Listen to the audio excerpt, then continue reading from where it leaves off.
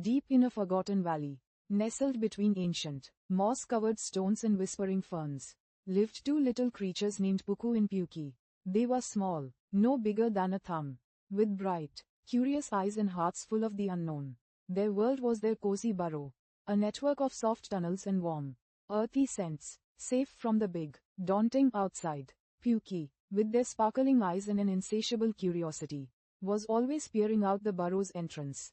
The world beyond was a kaleidoscope of towering grass blades that seemed like impenetrable forests, glistening dewdrops like scattered jewels, and the distant, sun-drenched peaks of what Puki called the Great Mound. Puki dreamed of scaling that mound, of seeing the world from its summit.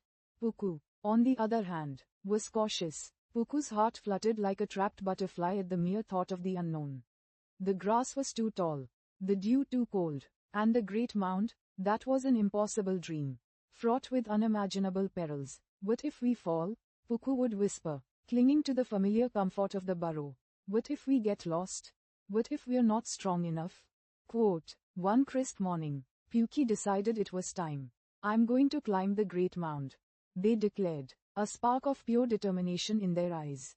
Puki took a deep breath, scampered out of the burrow, and bravely tried to scale the nearest, smallest stone. But the stone was smooth, and Puki's tiny paws slipped.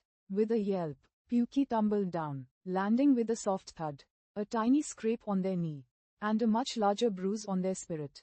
Puki limped back to the burrow, tears welling up. It's impossible, Puku. I tried, but I fell. We're too small. We're not meant for such grand adventures. Puku watched, a knot of fear tightening in their own chest. Puki's fears were confirmed. The outside world was indeed too dangerous.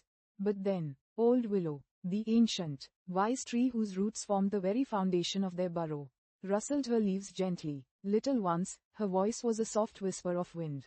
The great mound isn't conquered in a single, ambitious leap, but in a dance of many small, brave steps. Puki, though disheartened, listened. But what if I fall again? Quote, you will, Old Willow replied kindly. And each time, you will learn how to hold on tighter, how to find a better footing, or how to land softer. A fall is not an ending, but a redirection. It tells you where not to place your next step. And sometimes, it reveals a hidden path you hadn't seen before. Puki thought about this. The next day, Puki went out again. This time, instead of leaping, Puki focused on one tiny crack in the stone.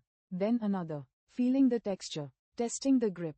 It was slow, it was tedious, and Puki still slipped a few times. But each time, Puki remembered Old Willow's words. And instead of giving up, Puki adjusted. Puki learned to use their tiny claws, to shift their weight, to breathe through the fear. Puku watched from the burrow entrance, still hesitant, but a flicker of something new ignited within. Puku saw Puki's persistence, not just their falls. Puku realized that courage wasn't the absence of fear, but the decision to act despite it. One afternoon, Puku saw Puki pause, looking back with a determined but slightly worried expression. Puki had reached a small ledge, a tiny victory, but the path ahead seemed to disappear. Puku, observing Puki's predicament, suddenly saw something Puki hadn't. A small, almost invisible crevice winding around the stone, hidden by a clump of moss.